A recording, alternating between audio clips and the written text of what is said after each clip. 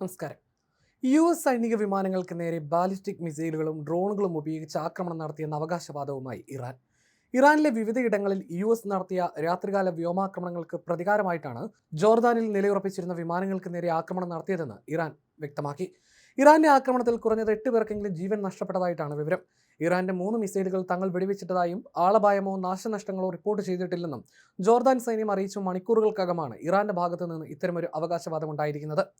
ആക്രമണത്തിൽ നിരവധി US refuelling വിമാനങ്ങളും യുദ്ധവിമാനങ്ങളും തകർത്തതായും മറ്റു പലതിനും ഗുരുതരമായ നാശനഷ്ടങ്ങൾ വരുത്തിയതായും ഇറാന്റെ IRGC അവകാശപ്പെട്ടു.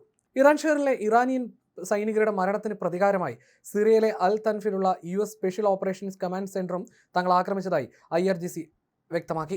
സിറിയ, ജോർദാൻ, ഇറാഖ് അതിർത്തികൾ സംഗമിക്കുന്ന അൽ തൻഫ് ബേസിൽ നിന്നുള്ള പിന്മാറ്റം പൂർത്തിയാക്കിയതായി കഴിഞ്ഞ ഫെബ്രുവരിയിൽ US വ്യക്തമാക്കിയിരുന്നതാണ്. എന്നാൽ ഈ ആക്രമണ വാർത്തകളോട് സിറിയൻ സർക്കാരോ US സൈന്യമോ പ്രതികരിച്ചിട്ടില്ല. സംഘർഷങ്ങളിലേക്ക് വലിച്ചിഴക്കപ്പെടുന്നത് ഒഴിവാക്കാൻ സിറിയ ശ്രമിക്കുന്നുണ്ടെങ്കിലും മേഖലയിലെ മറ്റു രാജ്യങ്ങളിലേക്ക് യുദ്ധം പടരുകയാണ്.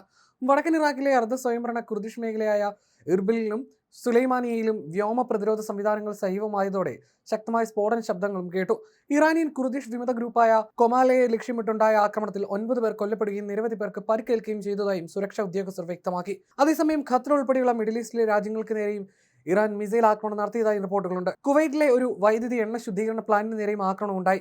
ആക്രമണത്തെ തുടർന്ന് നിലയത്തിന്റെ വിവിധ ഭാഗങ്ങളിൽ വലിയ തീപിടുത്തമുണ്ടാവുകയും ഒട്ടേറെ വൈദ്യുതി ഉൽപ്പാദന യൂണിറ്റുകൾക്ക് കേടുപാടുകൾ സംഭവിക്കുകയും ചെയ്തു. ഇതേ തുടർന്ന് രാജ്യത്തെ അടിയന്തര പ്രതികരണ സംവിധാനങ്ങൾ സജീവമാക്കുകയും അടിയന്തര നടപടികൾ സ്വീകരിക്കുകയും ചെയ്തിട്ടുണ്ട്. അഗ്നിരക്ഷാ സേനാംഗങ്ങൾ ഉടനടി സ്ഥലത്തെത്തി കൃത്യമായ ഇടപെടലിലൂടെ തീ നിയന്ത്രണ വിധേയമാക്കി.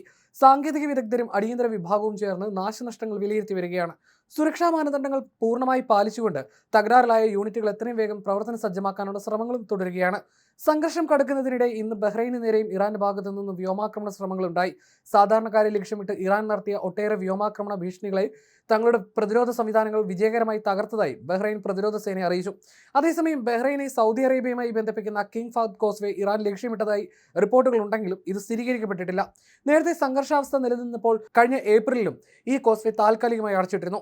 കഴിഞ്ഞ മാസം ഒപ്പുവെച്ച താൽക്കാലിക വെടിനിർത്തൽ കരാർ തകർന്നതോടെയാണ് മേഖല വീണ്ടും യുദ്ധക്കളമായത്. തന്ത്രപ്രധാനമായ ഹോർമുസ് കടലിടുക്കിന്റെ നിയന്ത്രണത്തിനായി USഉം ഇറാനും ശക്തമായ പോരാട്ടത്തിലാണ്. ഹോർമുസ് കടലിടുക്കിലെ ഇറാന്റെ നിയന്ത്രണത്തിൽ അയവ് വരുത്താൻ ടെഹ്റാനെ സമ്മർദ്ദത്തിലാക്കുമെന്ന് US പ്രസിഡന്റ് ഡൊണാൾഡ് ട്രംപ് മുന്നറിയിപ്പ് നൽകിയിരുന്നു. ഇതിന് പിന്നാലെ ഇറാന്റെ അടിസ്ഥാന സൗകര്യങ്ങൾ ലക്ഷ്യമിട്ട് US വ്യോമാക്രമണം ശക്തമാക്കി.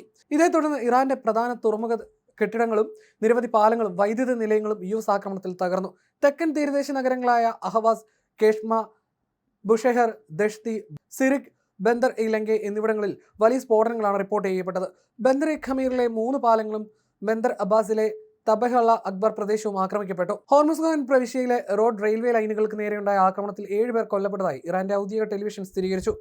ഇറാൻ ഷെയറിലെ വിമാനത്താവളത്തിന് നേരെയും കിഷ്ദ്വീപിന് നേരെയും ഉണ്ടായ വ്യോമാക്രമണങ്ങളിൽ വലിയ നാശനഷ്ടവും വൈദ്യുതി തടസ്സവും നേരിട്ടു. വെള്ളിയാഴ്ചയും ആക്രമണങ്ങൾ തുടർന്നതോടെ US വ്യോമാക്രമണങ്ങളിൽ ഇതുവരെ ഡസൻ കണക്കിന് ആളുകൾ കൊല്ലപ്പെടുകയും 100 കണക്കിന് ആളുകൾക്ക് പരിക്കേൽക്കുകയും ചെയ്തതായിട്ടാണ് ഇറാനിയൻ അധികൃതർ നൽകുന്ന വിവരം.